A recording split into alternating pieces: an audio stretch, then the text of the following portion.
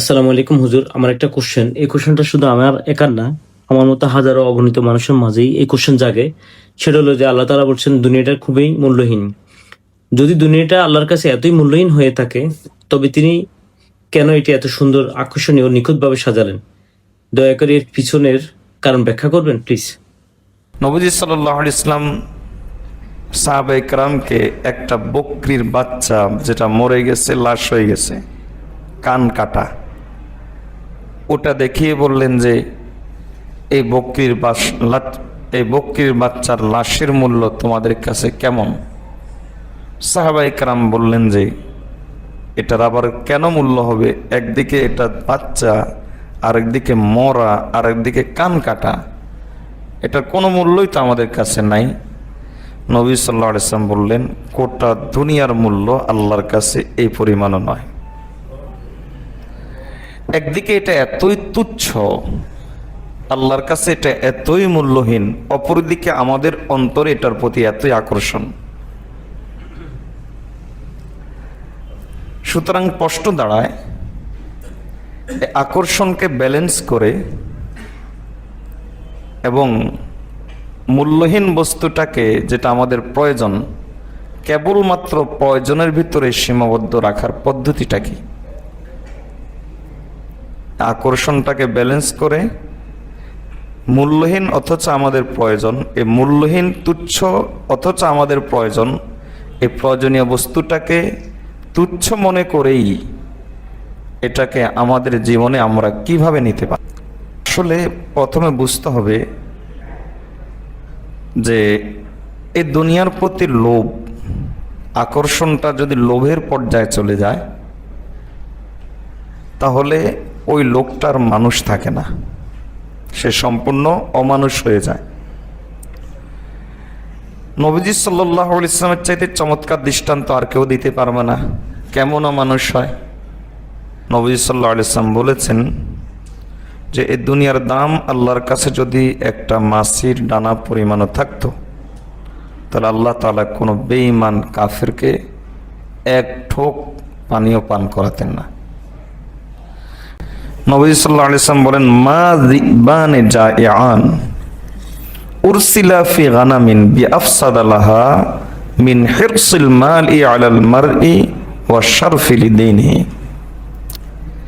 একজন লোকের অন্তরে সম্পদ এবং সম্মান, সম্পদ এবং জনপ্রিয়তা, সম্পদ এবং পদমর্যাদা, সম্পদ এবং ক্ষমতা, এই দুটার লোভ যদি তার অন্তর ঢুকে যায়, নবীজি বলেন একটা বকরি যার কাছে কোনো রাখাল নাই, তার সামনে দুটা ক্ষুধার্ত বাঘ ছেড়ে দিলে ওই বকরিটার জন্য ওই দুইটা বাঘ যে পরিমাণ ভয়ঙ্কর, ক্ষতিকর, ঠিক তেমনিভাবে একজন লোকের অন্তরে যদি সম্পদের লোভ, ক্ষমতার লোভ, পদের লোভ, জনপ্রিয়তার লোভ যদি ঢুকে যায়, তাহলে তার দ্বীনের জন্য, তার সমাজের জন্য, তার ব্যক্তির জন্য, যে সে যাদের সঙ্গে বসবাস করে সেই সমাজের জন্য, সেই দেশের জন্য, সে এর চাইতে বড় ভয়ঙ্কর এবং এর চাইতে বড় মারাত্মক।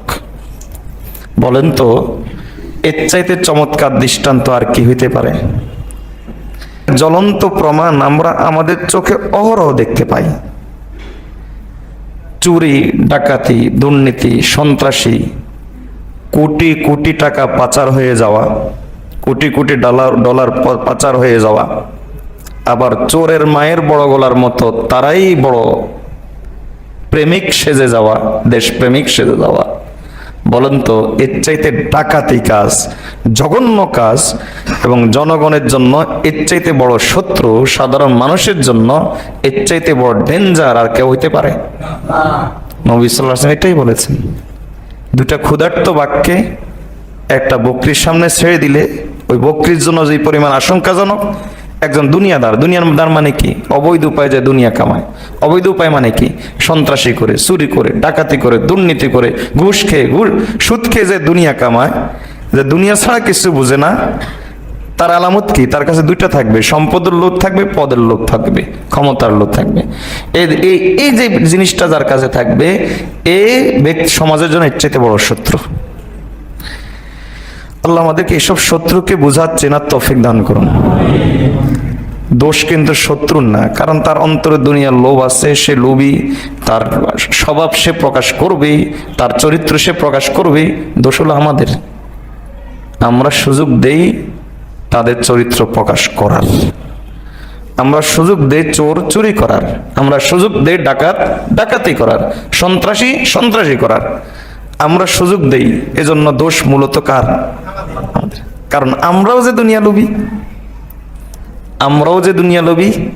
পার্থক্য হলো কেউ সুযোগ পায়, কেউ সুযোগ পায় না, এই হলো পার্থক্য। অন্যথায় সব আমরা কিন্তু বরাবর হয়ে গেছে। তা আশা করি এটা বুঝার পরে এটা আমাদেরকে বুঝে চলে এসেছে যে এটা থেকে আমাদেরকে বাঁচতে হবে। নবী সাল্লাল্লাহু আলাইহি ওয়াসাল্লাম হাদিসের মধ্যে বলেছেন যে দুনিয়ার লোভ এর সবচাইতে বড় ক্ষতি হলো এই যে দুনিয়ার লোভ ইয়াবিউ দীনাহু বিআরাদিম মিনাদ দুনিয়া। দুনিয়ার লোভ যদি কারো মধ্যে ঢুকে যায়, তার দ্বীন, ধর্ম, ঈমান, ইসলাম, কোরআন, হাদিস যা আছে, নৈতিকতা, তাকওয়া, পরেজগারি সব সে 2 টাকার বিনিময়ে বিক্রি করবে। সত্যকে মিথ্যা বানানো, মিথ্যাকে সত্য বানানো, চুরি করা, বাটপারি করা, ধোঁকাবাজি করা যা আছে সব সে করবে। সত্যকে মিথ্যা বানানো থেকে শুরু করে যা আছে সব করবে। নবীজির ভাষায় বিআরাদিম মিনাদ দুনিয়া, সে তার দ্বীনকে, তার ইসলামকে, তার ঈমানকে সব কিছুকে বিক্রি করবে দুনিয়ার সামান্য স্বার্থের কাছে। বড় সমস্যা হবে এই, মুফতিরা জটিলতায় ভুগবে, কারণ সে তো বলবে আমি মুসলমান। এর দাবির কারণে মুফতিরা তাকে কাফের ফতোয়া দিতে পারে না, আবার অন্তরে তার ঈমান নাই, এজন্য মুফতিরা তাকে মুমিনও বলতে পারে না। মুফতিরা পড়বে এমন এক জটিলতায়। কথাটাকে বুঝে আসছে? একদিকে তার অন্তরে ঈমান নাই, কারণ তার আচার আচরণে সবকিছু সেটাই বোঝাচ্ছে, আবার আরেকদিকে সে দাবি করবে আমি মুমিন। মুফতিরা পড়বে মহা জটিলতা। ইমানদার বলা যায় না, কারণ আচার আচরণ তো এমনটা হয় না, এমনটা মনে হয় না। আবার বেঈমানও বলা যায় না, কারণ নিজেকে তো মুমিন বলে। এদের পরিচয় হলো মুনাফিক। বলে এদের পরিচয় কি? দুনিয়ার লোভ, সহজ কথা দাঁড়ালো, দুনিয়ার লোভ একজন মানুষকে বাহ্যিক দৃষ্টিতে মানুষটাকে অন্তরের দিক থেকে অমানুষ করে ফেলে, পশুর চাইতে নিকৃষ্ট হয়ে যায়। বাহ্যিক দৃষ্টিতে সে মুমিন থাকে, আর অন্তরের দিক থেকে সে আবু জেহেল, আবু লাহাবের কাতারেই চলে যায়, ফেরাউন আর নমরুদের কাতারেই সে চলে যায়। এটা হলো দুনিয়ার লোভের সব চাইতে বড় ক্ষতি। আমরা মুমিনরা তাহলে এই দুনিয়ার লোভ অন্তরে লালন করব না বাঁচবো? বাঁচবো। কেমনে বাঁচবো? মাওলানা রুমি রহমতুল্লাহ আলাইহি চমৎকার দৃষ্টান্ত দিয়েছেন বাঁচার সহজ উপায়। তিনি বলেন যে মনে করো তোমাদের এই জীবনটা হলো একটা কিস্তি, নৌকা, আর দুনিয়া হলো পানি। কিস্তি যেমন পানি ছাড়া চলে না, তোমাদের জীবনটাও এই দুনিয়া ছাড়া চলবে না। একদিকে এটা তুচ্ছ, আরেকদিকে এটা ছাড়া তোমাদের জীবনটা চলবে না। পানি কখনো কিস্তির ভিতরে যদি ঢুকে যায়, তাহলে ওই কিস্তিকে ডুবিয়ে ছাড়ে। কিন্তু যতক্ষণ পর্যন্ত ওই কিস্তিটার নিচে পানি থাকে, কিস্তির আশেপাশে পানি থাকে, ততক্ষণ পর্যন্ত ওই কিস্তি ডুবে না। ঠিক তেমনি ভাবে যতক্ষণ পর্যন্ত তোমার অন্তরের ভিতরে দুনিয়া ঢুকবে না, ততক্ষণ পর্যন্ত তোমার দুনিয়া তোমার জন্য ক্ষতিকর নয়। আর যখনই তোমার অন্তরের ভিতরে দুনিয়া ঢুকে যাবে, তখন এই দুনিয়াই তোমাকে জাহান্নামের আগুনে ডুবাই ছাড়বে। মাওলানা রুমি রহমতুল্লাহ আলাইহি বলেন যে আবে দর কিস্তি হালাকে কিস্তি আস্ত, আবে আন্দর জিরে কিস্তি পেশতি আস্ত। যদি পানি কিস্তির ভিতরে ঢুকে যায় তাহলে কিস্তিকে ধ্বংস করে দেয়, আর কিস্তির নিচে যদি পানি থাকে তাহলে কিস্তিকে ধ্বংস করে না। এখন প্রশ্ন হলো, আমি তো এই কথা দাবি করে করতে পারি যে আমার অন্তরে দুনিয়ার লোভ নাই, আমি দুনিয়াকে আশেপাশে রেখেছি, দুনিয়া আমার উপর সাওয়ার হয় নাই, আমি দুনিয়ার উপর সাওয়ারই আছি, দুনিয়া আমার নিয়ন্ত্রণে, আমি দুনিয়া দ্বারা নিয়ন্ত্রিত নই। এই দাবি আমরা সকলেই করতে পারি। এজন্য শরীয়ত ঠিক করে দেয় এই দাবি যথার্থ হওয়া, এই দাবি যথার্থ এটা মানার একমাত্র মাপকাঠি একটাই, সেটা হলো তোমার কাছে হারাম পদ্ধতিতে উপার্জন আছে কিনা। হারাম পদ্ধতিতে উপার্জন যদি থাকে, সেটা যদি 1 টাকাও হয়, তাহলে তুমি 1 টাকার দুনিয়া লোভী। যদি 1 কোটি টাকা হয়, তাহলে তুমি 1 কোটি টাকার দুনিয়া লোভী। এজন্য এখান থেকে আরেকটা ভুল ধারণা দূর হয়েছে, সেটা হলো আমরা মনে করি যে পয়সা বেশি থাকলেই দুনিয়াদার, টাকা বেশি থাকলেই দুনিয়াদার। না, টাকা বেশি থাকলে আমার আর আপনার ধারণা মতে দুনিয়াদার, শরীয়তের বিচার মতে কেবল টাকা বেশি থাকা দুনিয়াদারের আলামত নয়। শরীয়তের মাপকাঠি মতে, বিচার মতে একজন লোক ফকির হয়েও দুনিয়াদার হইতে পারে যদি তার কাছে হারামের প্রতি লোভ থাকে, আর আরেকজন লোক কয়েক হাজার কোটি টাকার মালিক হয়েও সে দিনদার হতে পারে, আখিরাতের সন্তান হতে পারে যদি তার কাছে হারামের প্রতি বিন্দু পরিমাণ লোভ না থাকে। তাহলে দুনিয়াদার চেনার উপায় কি বেশি টাকা পয়সা? দুনিয়াদার চেনার একমাত্র মাপকাঠি হলো হারামের প্রতি ইনকাম। দৃষ্টান্ত দিয়েছিলাম, হযরত আইয়ুব আলাইহিস সালামের কথা মনে আছে? আইয়ুব আলাইহিস সালাম পুরো স্বর্ণের বৃষ্টি শুরু হয়ে গেছে। আইয়ুব আলাইহিস সালাম ওই স্বর্ণের বৃষ্টি দেখে কিছু স্বর্ণ পকেটে ঢুকাচ্ছেন, কিছু থলেতে নিচ্ছেন। কি করবেন না কি করবেন বেদিশা হয়ে গেছেন। আল্লাহ তাআলা বলেন, আইয়ুব ঘটনা কি? তুমি তো দেখে দুনিয়াদার হয়ে গেছো। আইয়ুব আলাইহিস সালাম কি উত্তর দিবেন আল্লাহ কি জানেন না? জানেন না? কিন্তু আল্লাহ তাআলা এই ঘটনা কেন ঘটালেন? আল্লাহ তাআলা কিয়ামত পর্যন্ত শিক্ষা দিতে চান। আইয়ুব আলাইহিস সালাম উত্তর দিলেন, ওগো আল্লাহ, আপনি মালিক, আমি গোলাম।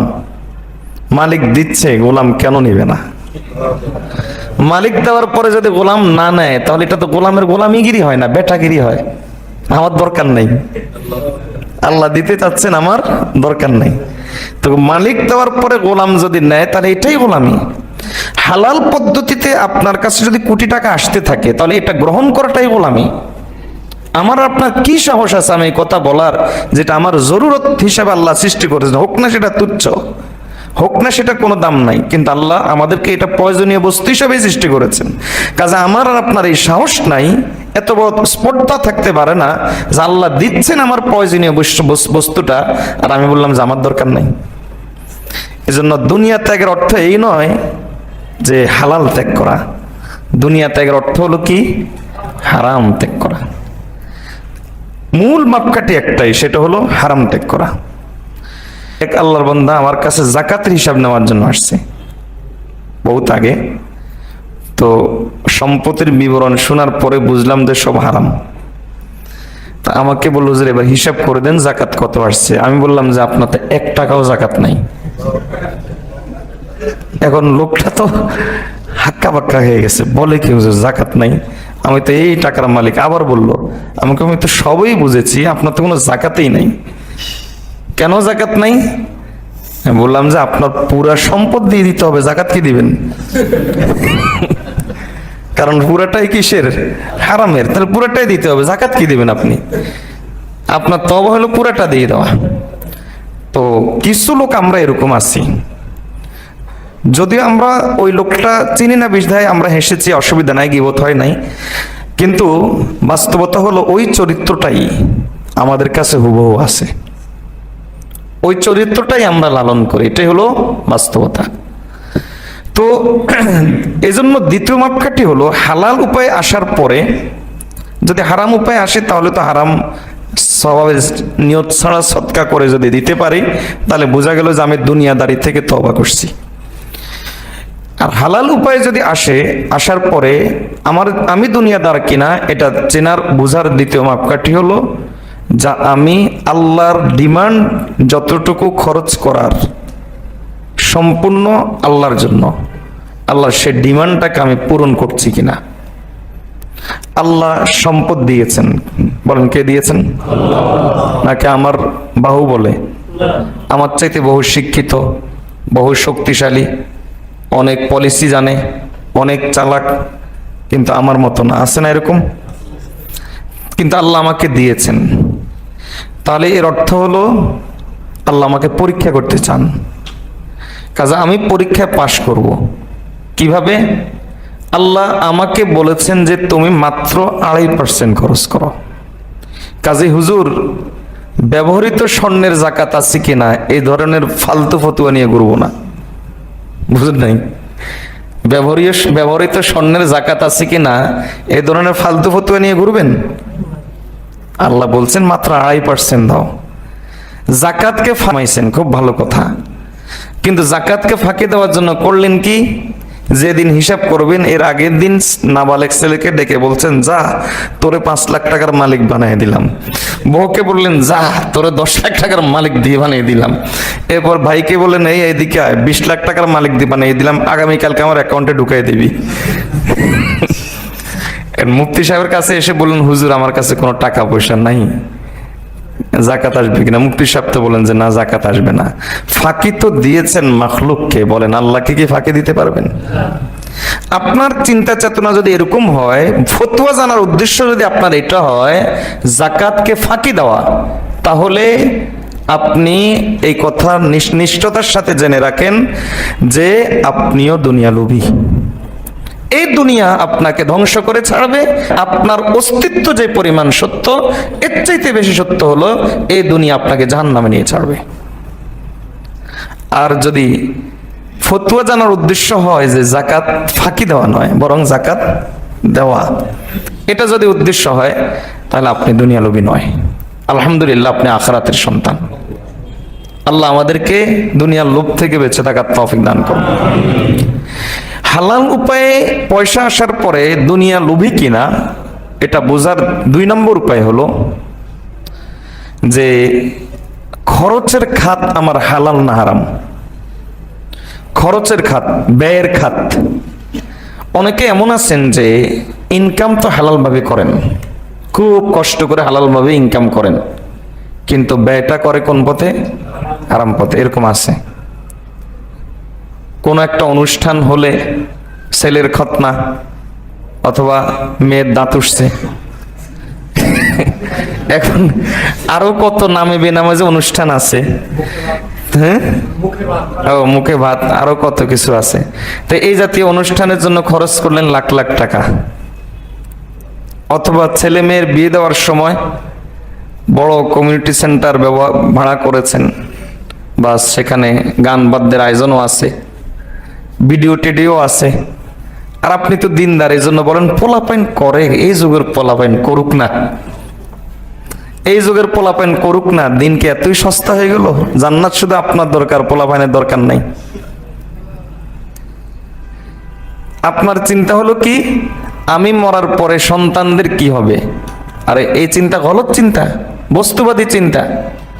বস্তুবাদ এই চিন্তা আমাদেরকে শিক্ষা দিছে। ইসলামের চিন্তা হলো সন্তান মরার পরে সন্তানের কি হবে এটা চিন্তা করেন। আপনি সন্তানের খোদা নাকি যে আপনি মরার পরে সন্তানের কি হবে এই চিন্তা করতেছেন?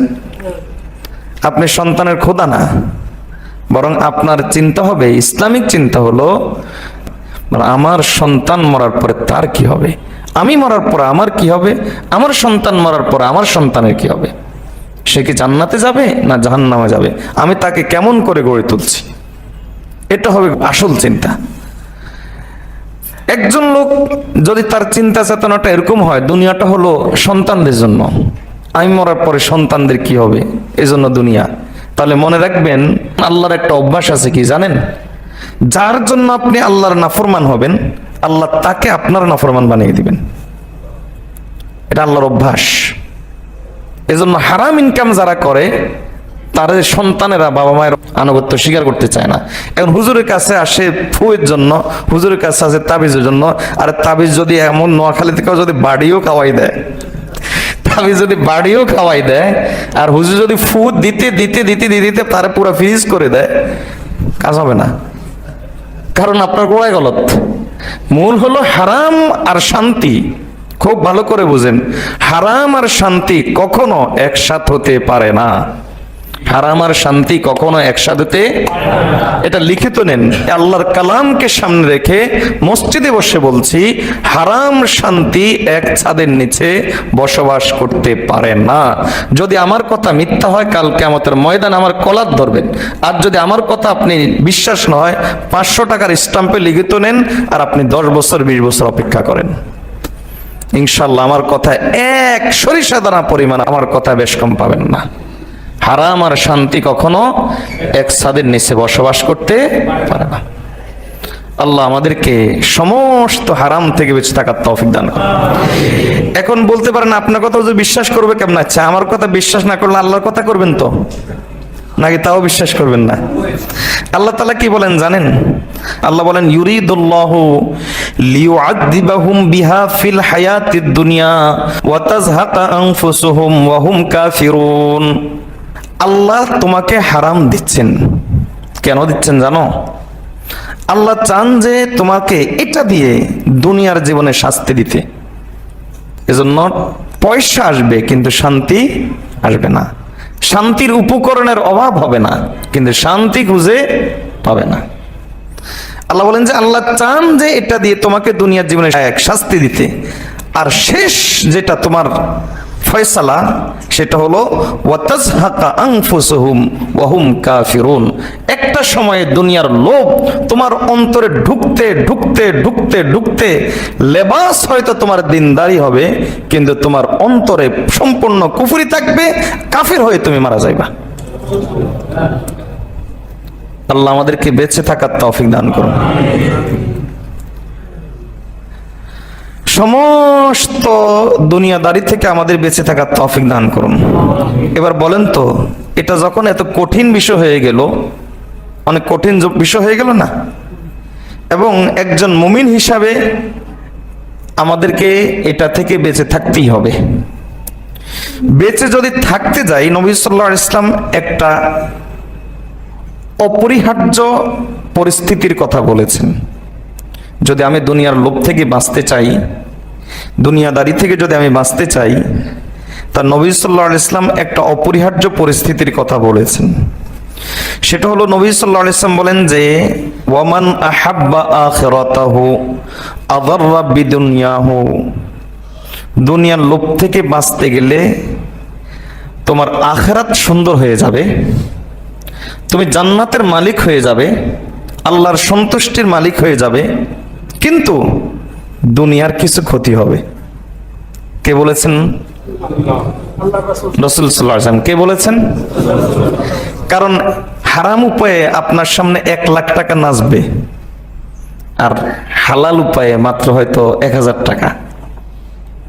এখন 1 লাখ টাকা নিলে দুনিয়ার লাভ, আর 1000 টাকা নিলে আখিরাতের লাভ। তাহলে ক্ষতি হলো কি?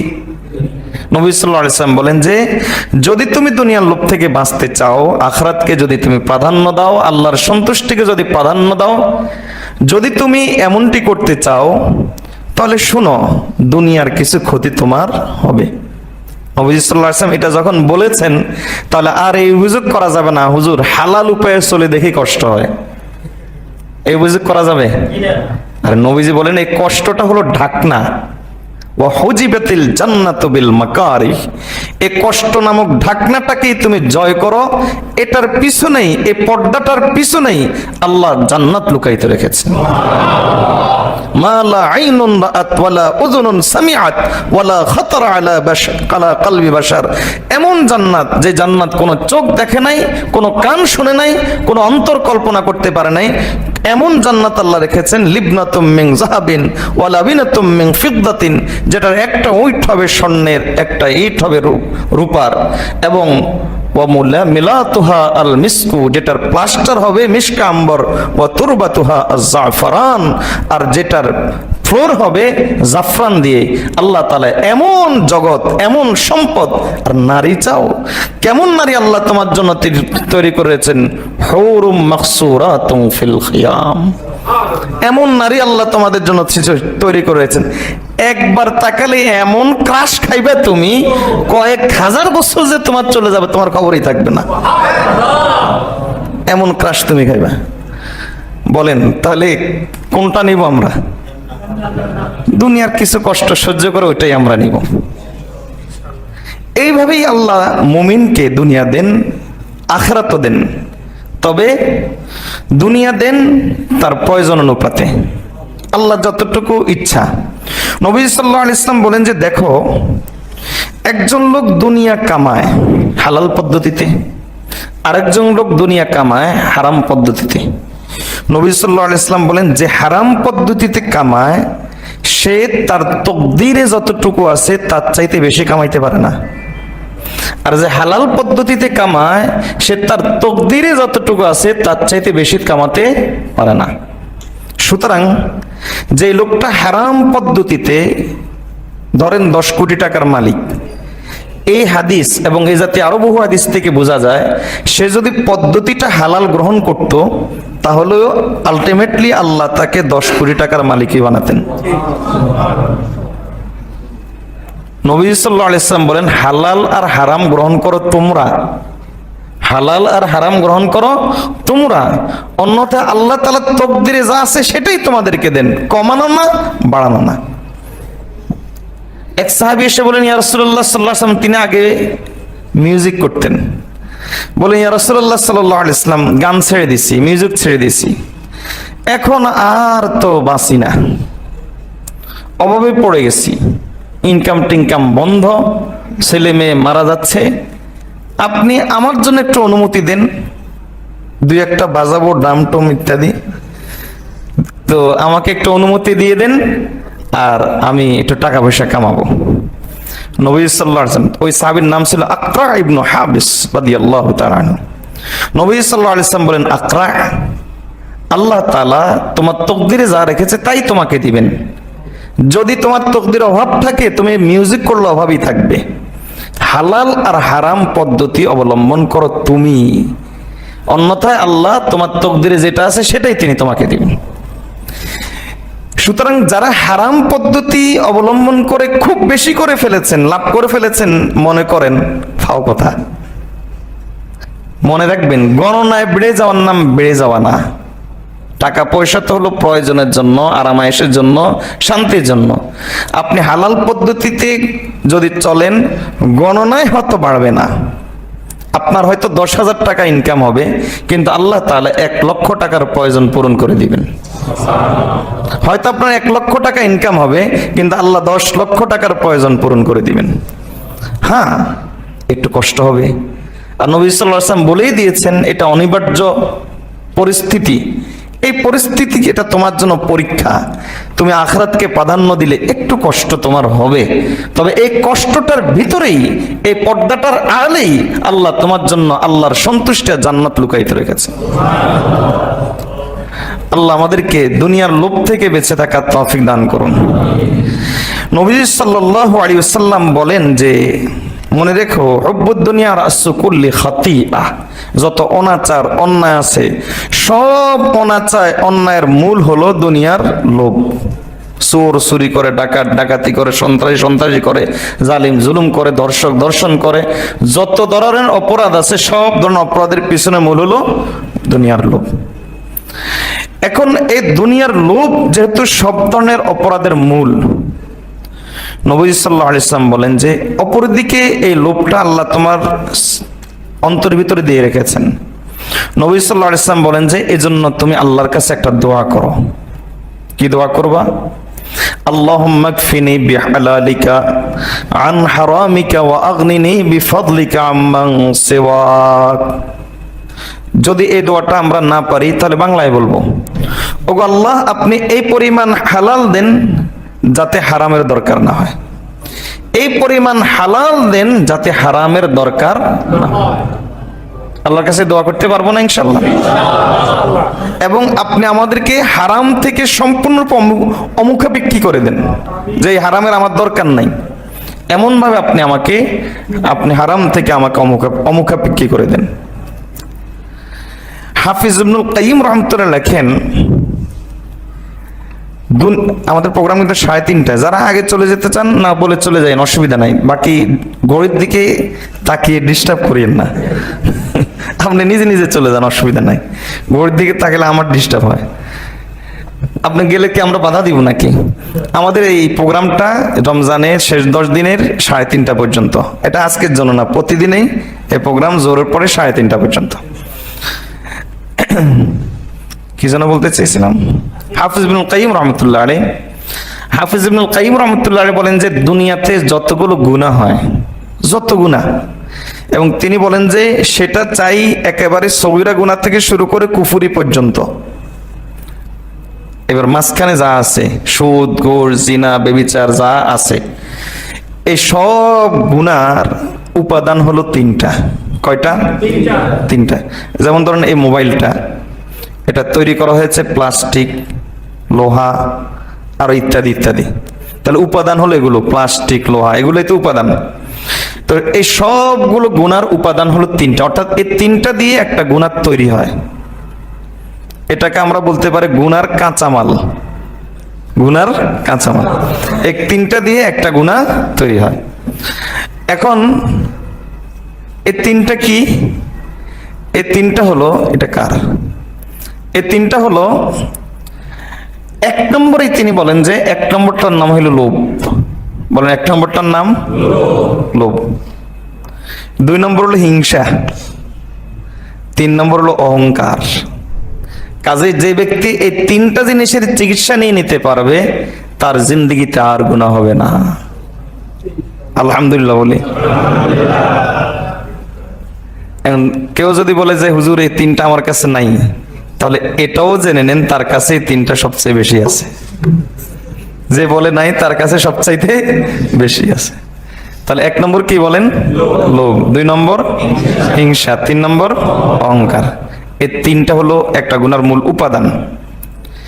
এই 3টা দিয়ে যখন গুনাহটা তৈরি হয়ে যায়, মনে করেন গুনাহ নামক একটা গাড়ি তৈরি হয়ে গেল। এখন এই গাড়ির জন্য ফুয়েল লাগবে না? ফুয়েল ছাড়া তো আর এই গাড়ি চলবে না। ফুয়েল কি? আমাদের গাড়ির ফুয়েল হলো 2টা, গ্যাস না হয় তেল। এজন্য হয় গ্যাসে চলে, না হয় তেলে চলে। গাড়িতে 2টা সুইচ থাকে, হয় গ্যাস না হয়। এই গুনাহ নামক গাড়িরও ফুয়েল 2টা। একটার নাম হলো নফস, একটার নাম হলো কি, আর একটার নাম হলো গোসা। গোসা গুনাহ তৈরি করতে পারে না। গুনাহ তৈরি হয় অহংকার, হিংসা, লোভ দিয়ে। এই 3টা যদি থাকে, গোসা ফুয়েল যদি পেয়ে যায়, বাস গুনাহ হয়ে গেছে। গুনাহ নামক গাড়ি চলা শুরু করছে।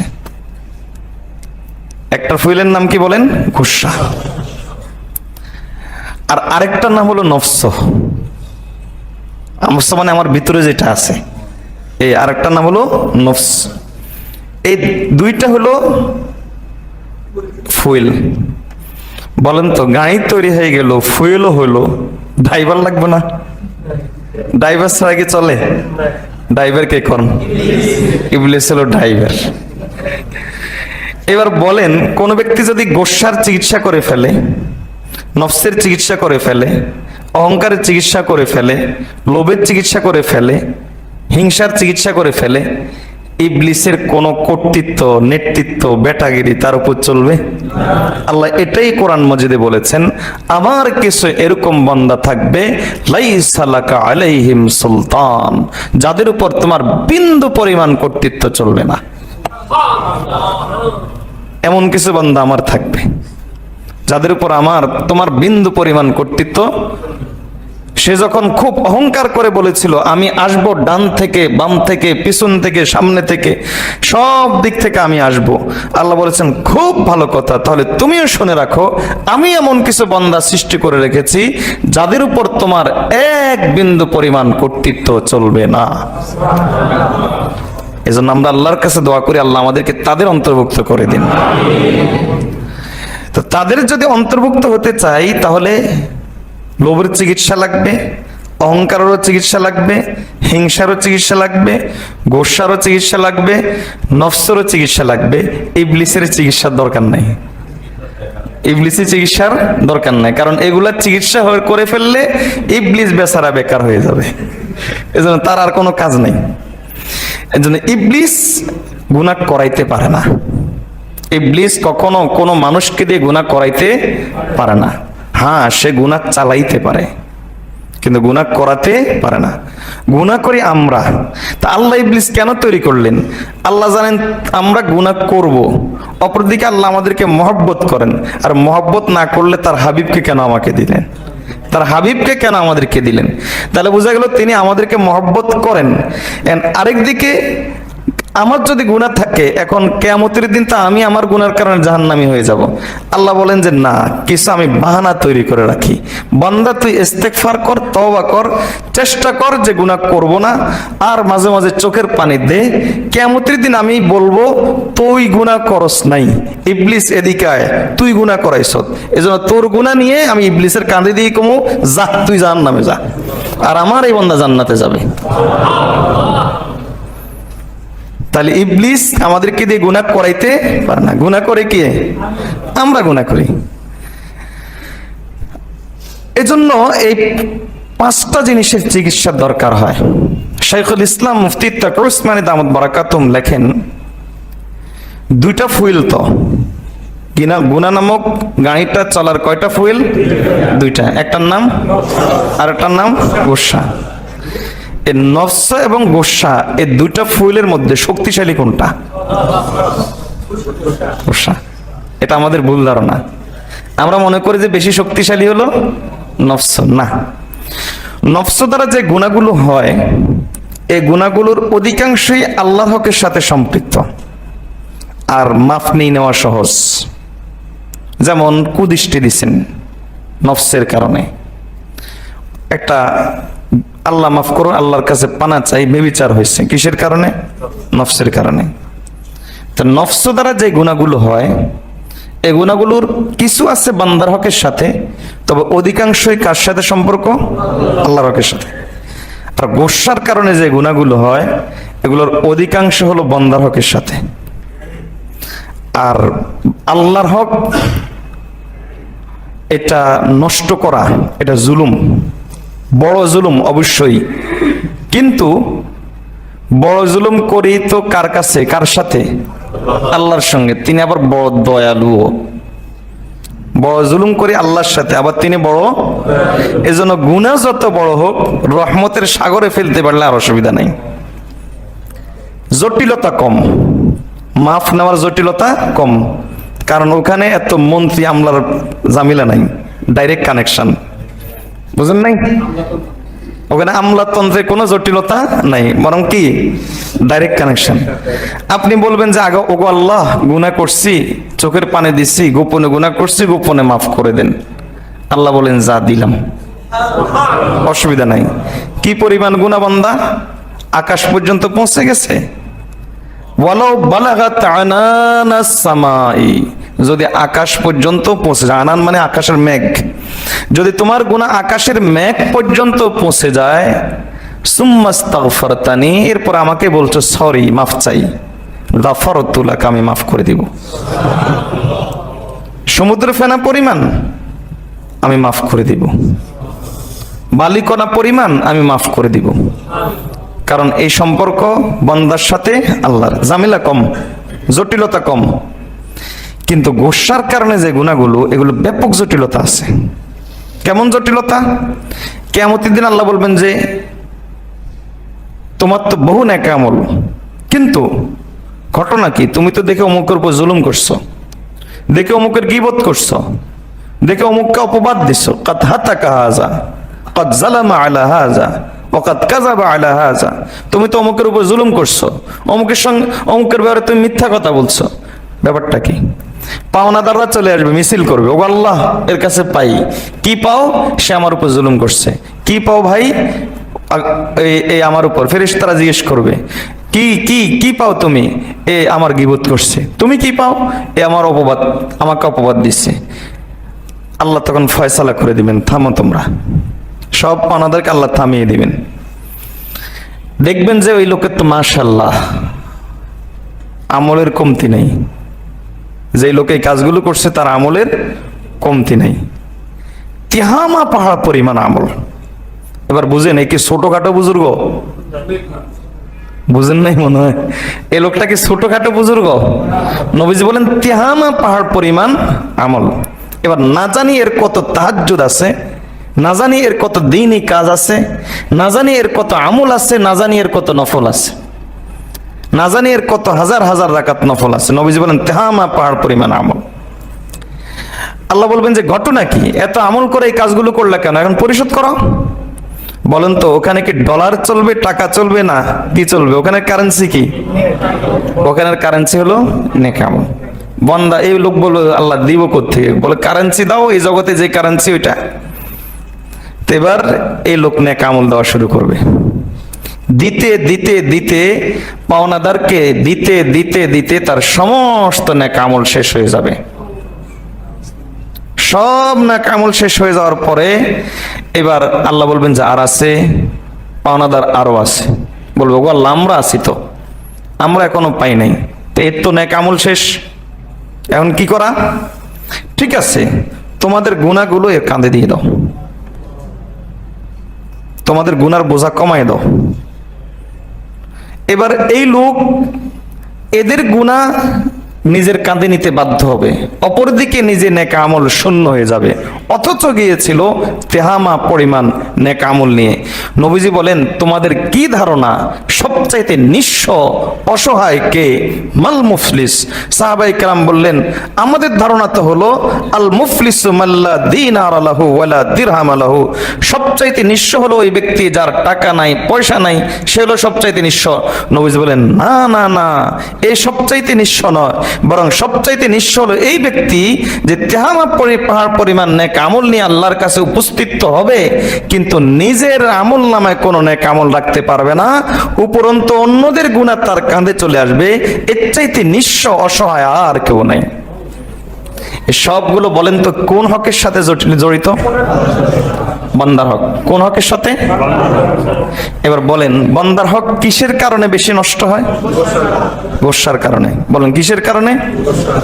আর আল্লাহর হক কিসের কারণে বেশি নষ্ট হয়? আল্লাহর হক নষ্ট হওয়া জুলুম, হয়তো বড় জুলুম, হয়তো বান্দার হকের চাইতে বড় জুলুম, হয়তো এর চাইতে বড় অপরাধ, কিন্তু এই অপরাধের মাফ নেওয়ার জটিলতা নাই, কম।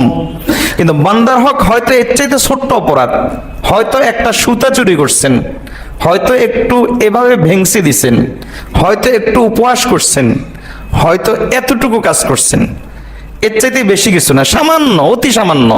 নবী সাল্লাল্লাহু আলাইহি ওয়াসাল্লাম দৃষ্টান্ত দিচ্ছেন, লাঠিটা হয়তো এখান থেকে এখানে সরিয়ে নিছেন, যে লাঠির মালিক সে এসে দেখলো জায়গা মতো লাঠি নেই, পেরেশান হয়ে গেছে। নবীজি দৃষ্টান্ত দিচ্ছেন, আমার দৃষ্টান্ত না, এটা নবীজির দৃষ্টান্ত। হয়তো এতটুকু একটা লাঠি এখান থেকে এখানে আপনি সরিয়ে দিয়েছেন, হয়তো বান্দার হকের ইয়েটা হলো এতটুকু, কিন্তু এই এতটুকুর কারণে আপনি অপরাধটা ছোট কিন্তু জটিলতা অনেক, এর কারণে আপনি আখিরাতে ফেঁসে যাবেন। এজন্য গোসা দিয়ে যে গুনাহটা, গোসা দিয়ে যে গুনাহগুলো হয়, এই গুনাহগুলো জটিলতা বেশি, এই গুনাহগুলোর পাওয়ার বেশি, এই গুনাহগুলো শক্তিশালী বেশি। পক্ষান্তরে নফসের কারণে যে গুনাহগুলো হয়, এই গুনাহগুলো হয়তো বড় কিন্তু শক্তি কম, হয়তো বড় কিন্তু পাওয়ার কম, কারণ ওগুলো বড় অপরাধ, বড় নাফরমানি হয়েছে, তার দিলও বড়, তার রহমতও বড়, এজন্য মাফ চাইলে মাফ পেয়ে যায়। বান্দার দিল এত বড় না, বান্দা খুব সংকীর্ণ মনের, হিংসা করলে, রাগ উঠলে নিজেকে নিয়ন্ত্রণ করতে পারে না, অন্তরের ভিতরে হিংসা থাকে, অহংকার থাকে, কত কিছু থাকে। এমন নিচু প্রকৃতির মানুষের কাছে মাফ চাওয়াও কঠিন, মাফ করাও কঠিন। মাফ চাইলেও করতেছে, মাফ করতে দেয়, আরে মাফ করে না, আর মাফ করলেও পরিপূর্ণ করে না, কারণ তার দিল এত বড় নয়। কাজেই এখানে যেহেতু চেষ্টা, আমরা তাহলে চেষ্টা টাইপের, আমরা বলে চেষ্টা, দিল না পাক, এজন্য আমাদের যেহেতু আমাদের সঙ্গে যারা অন্যায় করে, এজন্য এটা জটিলতা হয়ে যায়। জটিল কেন হয়ে যায়? এই সমস্ত কারণে জটিল হয়ে যায়। তবে নবী সাল্লাল্লাহু আলাইহি ওয়াসাল্লাম বলেন, বান্দা যদি তুমি নিজের মধ্যে আল্লাহর গুণ নিয়ে আসতে পারো, আল্লাহ যেমন তোমার বড় বড় গুনাহগুলোকে গোপন করেন, তুমি যদি কোনো বান্দার গুনাহকে এভাবে গোপন করতে পারো, তাহলে আমি আল্লাহ কিয়ামতের দিন তোমার গুনাহ গোপন করব। নবী সাল্লাল্লাহু আলাইহি ওয়াসাল্লাম বলেন, বান্দা যদি তুমি গোসাকে নিয়ন্ত্রণ করতে পারো, মান কাযামা গাইজাহু, নবী সাল্লাল্লাহু আলাইহি ওয়াসাল্লাম বলেন, মান কাযামা গাইজাহু ওয়া হুয়া ইউফদিহি, যে ব্যক্তি নিজের গোসাকে গিলে ফেলতে পারে অথচ সে ইচ্ছা করলে গোসাটা প্রয়োগ করতে পারত, নবী সাল্লাল্লাহু আলাইহি ওয়াসাল্লাম বলেন যে তাহলে ওই ব্যক্তিকে আল্লাহ তাআলা নাফাসাল্লাহু আনহু কুরবাতাম মিন কুরাবি ইয়াউমিল কিয়ামা, ওই ব্যক্তি থেকে আল্লাহ তাআলা কিয়ামতের দিনের পেরেশানিগুলো দূর করবেন। তাহলে বান্দার হকের জটিলতা বেশি, কিন্তু আমরা যদি মাফ করতে পারি তাহলে আমরা যে বান্দার হক নষ্ট করছি সেগুলো কি হয়ে যাবে? সহজ হয়ে যাবে। সেগুলো কি হয়ে যাবে? এজন্য শেখ সাদি রহমতুল্লাহ আলাইহি তিনি বলে যে আমার উস্তাদ শেখ শেহাবুদ্দিন আমাকে নদীর পাড়ে বসিয়ে আল্লাহকে পাওয়ার রাস্তা শিক্ষা দিয়েছেন, এভাবে বলেছেন যে মাফ চাও মাফ করো, মাফ চাও মাফ করো, আল্লাহকে পেয়ে যাবে। মাফ চাও মাফ করো, এই অভ্যাস যদি তুমি গড়ে তুলতে পারো তাহলে তুমি আল্লাহকে পেয়ে যাবে। আল্লাহ তাআলা বলেছেন যে মান সাতারা মুসলিমান সাতারাহুল্লাহ ইয়াউমাল কিয়ামা, আমার অনের ভিতরে অহংকার আছে, হিংসা আছে, বিদ্বেষ আছে, রাগ আছে, ক্ষোভ আছে, দিল নাপাক, এরপরও এই সব কিছু থাকা সত্ত্বেও কেবলমাত্র আল্লাহর সন্তুষ্টির লক্ষ্যে রাগকে গিলে ফেলে দিয়ে, হিংসাকে দমিয়ে রেখে, ক্ষোভকে দমিয়ে রেখে, গোসাকে দমিয়ে রেখে, অহংকারকে দমিয়ে রেখে আমি যদি আরেকজনকে মাফ করতে পারি, আরেকজনের দোষ গোপন করতে পারি, আমি যদি আরেকজনের পেরেশানি দূর করতে পারি, তাহলে আল্লাহ বলেন বান্দা তুমি তো আমার গুণ অর্জন করে ফেলেছো। তাখাল্লাকু বিআখলাকিল্লাহ, আর আমার নবী তোমাকে এই কথাই বলেছে যে তুমি আল্লাহর গুণ অর্জন করো। বান্দা যখন তুমি এটা করতে পেরেছো, তুমি যদি দয়া করতে পারো তাহলে শোনো আমি এর চাইতে বেশি দয়ার হকদার, কাজে আমি তোমাকে দয়া করে মাফ করে দিলাম। সুতরাং আমি যেটা বুঝাতে চাচ্ছিলাম সেটা হলো আল্লাহর হকের চাইতে বন্দার হকের কি বেশি? জটিলতা বেশি। আর বন্দার হক নষ্ট হয় কিসের কারণে বেশি? গুসার কারণে। আর আল্লাহর হক নষ্ট হয় বেশি কিসের কারণে? নফসের কারণে। এজন্য আগে কিসিকে নিয়ন্ত্রণ করতে হবে? গুসাকে। নফসকে নিয়ন্ত্রণ করা লাগবে না? লাগবে, ওটাও লাগবে, দুটাই লাগবে। আপনি যদি বলেন ডান চোখ আগে না বাম চোখ আগে, এটার কোনো উত্তর আছে? এটার কোনো উত্তর নাই। ঠিক তেমনি ভাবে গোসা নিয়ন্ত্রণ করবেন না নফস নিয়ন্ত্রণ করবেন, এটারও কোনো উত্তর নাই। দুটাই লাগবে। তো দুটাকেই যদি আমরা নিয়ন্ত্রণ করতে চাই তাহলে আমাদেরকে কিছু কাজ করতে হবে। এই দুইটাকে যদি আমরা নিয়ন্ত্রণ করতে পারি তাহলে এই যে লোভ যেটা দিয়ে গুনাহ তৈরি হয়, এই যে হিংসা যেটা দিয়ে গুনাহ তৈরি হয়, এই যে অহংকার যেটা দিয়ে গুনাহ তৈরি হয়, এমন হতে পারে যে একটা গুনার মধ্যে তিনটাই আছে, আর এমন হতে পারে যে তিনটা না একটা আছে, এমন হতে পারে যে দুইটা আছে।